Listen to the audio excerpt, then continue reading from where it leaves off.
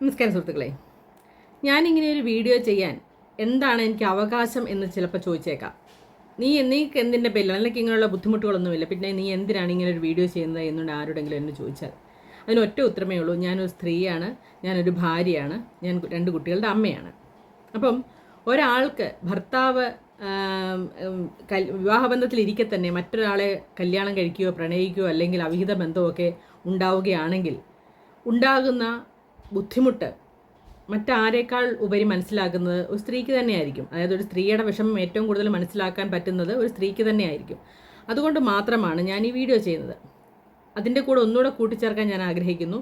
ഞാൻ ജനിച്ചു വളർന്ന കോട്ടയം ജില്ലയിലോ ഞാനിപ്പോൾ താമസിക്കുന്ന പത്തനംതിട്ട ജില്ലയിലോ എൻ്റെ അറിവിൽ ആരും തന്നെ ഇങ്ങനെ ഒരു ബുദ്ധിമുട്ട് അനുഭവിക്കുന്നതായിട്ട് എനിക്കറിവില്ല. കാരണം ഞങ്ങളുടെ ഈ ഭാഗത്തെ മധ്യ തിരുവിതാംകൂറിലൊന്നും ഇങ്ങനെ ഒരു സിസ്റ്റം ഉണ്ടെന്ന് എനിക്ക് തോന്നുന്നില്ല. കാരണം അവരെല്ലാം ഏകഭാര്യ ആയിട്ട് അല്ലെങ്കിൽ ഇന്നടത്ത് വേറെ ഭാര്യ ഉണ്ടെന്നൊന്നും ആർക്കും ഞാൻ ഇതുവരെ പറഞ്ഞ് കേട്ടിട്ടില്ല. ഉള്ള കാര്യം പറയാമല്ലോ, ഞങ്ങളുടെ നാട്ടിൽ ഇതുവരെ ആരും, ഒരുപാട് മുസ്ലിം സഹോദരങ്ങളും സുഹൃത്തുക്കളും ഒക്കെ എനിക്കുണ്ട്, പക്ഷെ അവരാരും ഇതുപോലെ 4 കല്യാണം കഴിക്കാമെന്ന് പറഞ്ഞിട്ട് പിന്നെ വീണ്ടും 1ഉം 2ഉം ഒരു ഭാര്യ ഇരിക്കുക 1ഉം 2ഉമായിട്ട് കല്യാണം കഴിക്കുന്നൊന്നും സത്യത്തിൽ ഞാൻ കണ്ടിട്ടേ ഇല്ല.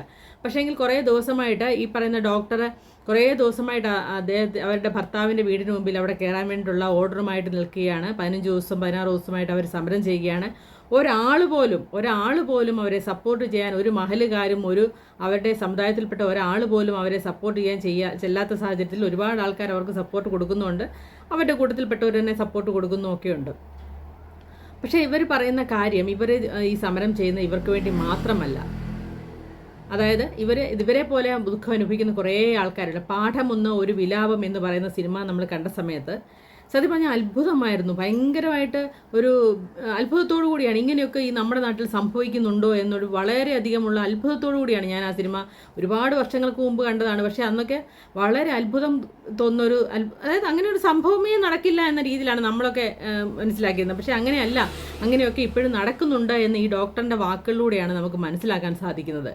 അപ്പോൾ നമുക്ക് അവരെന്താ പറഞ്ഞതെന്ന് നമുക്ക് കണ്ടിട്ട് വരാം. ഗൈഡ് ലൈൻ എസ്റ്റാബ്ലിഷ്ഡ് ആയിട്ടുള്ള ഒരു ഗൈഡ് ലൈൻ മേലൊന്നുമല്ല ചെയ്യുന്നത്. ഓരോ മഹലുകളും തോന്നും പോലെയാണ് കാര്യങ്ങൾ ചെയ്തുകൊണ്ടിരിക്കുന്നത്. ഇതിനകത്തൊക്കെ ഒരു അച്ചടക്കം വരേണ്ട സാഹചര്യം അതിക്രമിച്ചിട്ടുണ്ട്. അതിലുപരിയായിട്ട് ഇങ്ങനത്തെ ഗ്രീവൻസസ് ഉണ്ടെന്നുണ്ടെങ്കിൽ അതിലത്തെ ഇപ്പോൾ എല്ലാ കല്യാണത്തിലെയും 2ാം വിവാഹം പുരുഷന് സാധ്യമാകുമ്പോൾ അതിലെ പെണ്ണിനെ കേൾക്കാൻ ഒരു ഇടയില്ലാതാവുന്നത് അതൊരു അരാജകത്വമാണ്. ഞാൻ പറയുന്ന അനീതി എന്നുള്ളതിനപ്പുറത്തേക്കാണ്. എന്തെങ്കിലുമൊക്കെ ഇതിനൊരു ഓർഡറൊക്കെ വരണം. ഒരുമിച്ച് നിന്നിരുന്ന ഒരു ബന്ധത്തിനകത്ത് 2 വ്യക്തികൾക്ക് 2 നീതി, അതെങ്ങനെയാണ് സാർ ശരിയാവും? അദ്ദേഹം ജീവിതമായി മുന്നോട്ട് പോയി ഞാൻ ഇനിയും വർഷങ്ങൾ കോടതിയിൽ കിടന്നിട്ട് നരകിച്ചാലാണ് എനിക്കൊരു നീതി കിട്ടുക. നമ്മുടെ വിശ്വാസികൾക്കിടയിലും അതുപോലെ നമ്മുടെ സമൂഹത്തിനിടയിലും അവർ പറയുന്നത് വെച്ചിട്ട് ഇങ്ങനെ ഒരു സംഭവം ഇവർക്ക് മാത്രമല്ല, അങ്ങനെ ഒരുപാട് ആൾക്കാർക്ക് ഇങ്ങനെയുള്ള ബുദ്ധിമുട്ടുകൾ ഉണ്ടാകുന്നുള്ളൂ. ഈ മലപ്പുറം കണ്ണൂർ ഭാഗത്തൊക്കെയാണ് ഈ സംഭവം കൂടുതലായിട്ടുള്ളതെന്നാണ് എനിക്ക് അറിയാൻ സാധിച്ചത്. കാരണം എൻ്റെ ഒന്നും നാട്ടിലോ അല്ലെങ്കിൽ എൻ്റെ അറിവിലോ ഒന്നും ഒരിടത്ത് പോലും ഇങ്ങനെ 3-4 കല്യാണം കഴിക്കുന്നവരെയോ അല്ലെങ്കിൽ അങ്ങനെ കല്യാണം കഴിച്ചവരോ എനിക്കറിയില്ല കേട്ടോ. ഉള്ള കാര്യം പറയാമല്ലോ, ഞങ്ങളുടെ നാട്ടിലെങ്കിലും അങ്ങനെ ഒരു സംഭവം ഞാനിതുവരെ കണ്ടിട്ടില്ല. ഒരുപാട് മുസ്ലിം സഹോദരങ്ങളും സുഹൃത്തുക്കളും ഉള്ള ഏരിയയാണ് ഞങ്ങളുടെയൊക്കെ ഏരിയ. പക്ഷെ അവിടെ ആരും ഇങ്ങനെ 4 കെട്ടാന്ന് പറഞ്ഞിട്ട് ഇതിൽ തന്നെ അടുത്തുള്ള ഒരു വീട്ടിലുള്ള ഒരു പ്രായം ചെന്ന ഒരു മനുഷ്യനോട് ചോദിക്കുമ്പോൾ അദ്ദേഹം 2 കെട്ടിയതാണെന്ന് പറയുന്നു. 4 വരെ കെട്ടാം, പക്ഷേ ഞാൻ 2 കെട്ടിയതാണെന്ന് പറയുന്നു. അപ്പോൾ അങ്ങനെയൊക്കെ കുറേ വർഷങ്ങൾക്ക് മുമ്പ് ഒരു വീട്ടമ്മമാരുടെ ഈ മുത്തലാഖ് ബില്ല് വന്ന സമയത്ത് അവർ പറയുന്നുണ്ടായിരുന്നു, ഈ സ്റ്റേജിൽ എനിക്ക് പറയാൻ പാടുണ്ടോ എന്ന് എനിക്കറിയില്ല, പക്ഷേ എനിക്ക് എൻ്റെ ഭർത്താവിനെ ഷെയർ ചെയ്യാനായിട്ട് സഹിക്കാൻ പറ്റാത്ത കാര്യം തന്നെയാണ്. ഞാൻ ഒരിക്കലും അതിനെ സപ്പോർട്ട് ചെയ്യില്ല, എനിക്ക് എൻ്റെ ഭർത്താവിനെ ഷെയർ ചെയ്യാൻ സാധിക്കില്ല എന്നൊക്കെ പറയുന്നുണ്ട്. അപ്പം അങ്ങനെ പറയുമ്പം നമുക്ക് മനസ്സിലാവും അവരെത്രമാത്രം അതിനെ ഭീതിയോടുകൂടിയാണ് കാണുന്നത് എന്നുള്ള കാര്യം നമ്മൾ മനസ്സിലാക്കേണ്ടതാണ്.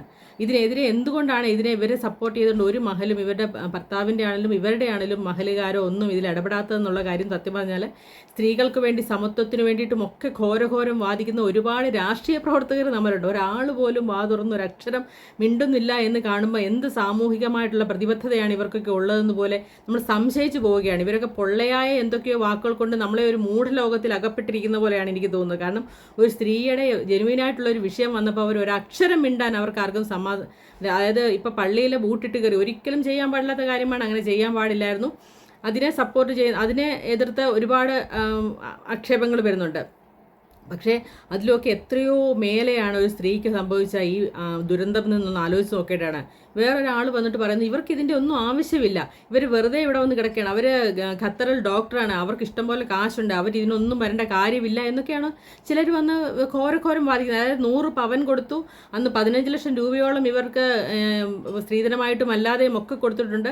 ആ പൈസയൊക്കെ തിരിച്ചു തരണം എന്നാണ് ഇവർ അവകാശപ്പെടുന്നത്. ഇവരുടെ വീട്ടുകാർ കൊടുത്ത ഈ വസ്തുവിൻ്റെ സുഖസുഷുപ്തിയിൽ അതെല്ലാം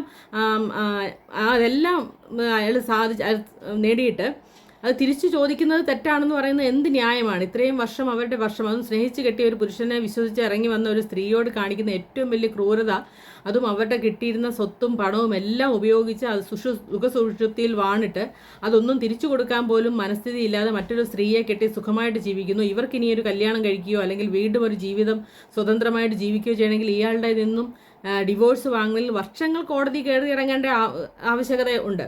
അങ്ങനെ എത്രയോ കേസുകൾ, ഡിവോഴ്സ് കൊടുക്കാത്ത എത്രയോ കേസുകളുണ്ട്. പ്രത്യേകിച്ചും നല്ല ജോലിയും ദാമ്പത്യവും ഒക്കെ ഉള്ളവരുടെ ഡിവോഴ്സ് കൊടുക്കാത്ത ഒരുപാട് കേസുകൾ നമ്മുടെ നാട്ടിൽ നടക്കുന്നുണ്ട്. അപ്പം ഇങ്ങനെയൊരു വ്യവസ്ഥ തന്നെ ഇല്ലാതാക്കേണ്ട അത്യാവശ്യമാണ്. അവിടെയൊക്കെ ആണ് ഈ പറഞ്ഞ യൂണിഫോം സിവിൽ കോഡ് വരുന്നതിൽ ഏറ്റവും പ്രാധാന്യം എന്ന് തോന്നുന്നു. നമ്മുടെ രാജ്യത്ത് എല്ലാവർക്കും ഒരേ നിയമമാണ് വേണ്ടത്, ഒരേ ആനുകൂല്യങ്ങളും ഒരേ കാര്യങ്ങളുമാണ് വേണ്ടത്. പക്ഷേങ്കിൽ ഇക്കാര്യത്തിൽ ഒരാൾ പോലും ഇടപെടുന്നില്ല. ഒരു സാമൂഹിക നായകന്മാരും ഇവരെ സപ്പോർട്ട് ചെയ്യുന്നില്ല എന്നുള്ളതാണ് എനിക്ക് അത്ഭുതം കൊള്ളുന്ന കാര്യം. അതായത് എന്തുകൊണ്ടാണ് ഒരാൾ പോലും, അവരുടെ സമുദായത്തിൽപ്പെട്ട തന്നെ എത്രയോ മന്ത്രിമാരൊക്കെ നമ്മുടെ കൂട്ടത്തില്ല, പക്ഷെ ഒരാൾ പോലും അവരെ ഒന്ന് തിരിഞ്ഞു നോക്കുക പോലും ചെയ്തില്ല എന്ന് പറയുമ്പം ഇവരൊക്കെ നമ്മളെ വാക്കുകൾ കൊണ്ട് ഏതോ മൂഢസ്വപ്നത്തിൽ നമ്മളെ ആക്കിയിരിക്കുകയാണെന്നാണ് നമുക്ക് മനസ്സിലാക്കേണ്ടത്. എന്തായാലും ഞാൻ ഐഷയ്ക്ക് ഒപ്പം തന്നെയാണ്. ഒരിക്കലും ഒരു സ്ത്രീക്കും, എനിക്കെന്തായാലും അത് അംഗീകരിക്കാൻ പറ്റുന്ന കാര്യമല്ല. നമ്മുടെ ഭർത്താവിനെ വേറൊരാൾക്ക് ഷെയർ ചെയ്യുക എന്ന് പറയുന്നത് പറ്റുന്ന കാര്യമല്ല. അപ്പം ഈ ഒരു അവസ്ഥ വേറെ ഒരു സ്ത്രീക്കും ഉണ്ടാവരുത് എന്ന് പ്രാർത്ഥിച്ചുകൊണ്ട് ഇതിനൊക്കെയുള്ള ഒരു നിയമം എത്രയും പെട്ടെന്ന് ഇന്ത്യയിൽ സാധ്യമാകട്ടെ എന്ന് പ്രാർത്ഥിച്ചുകൊണ്ട് നിർത്തുന്നു.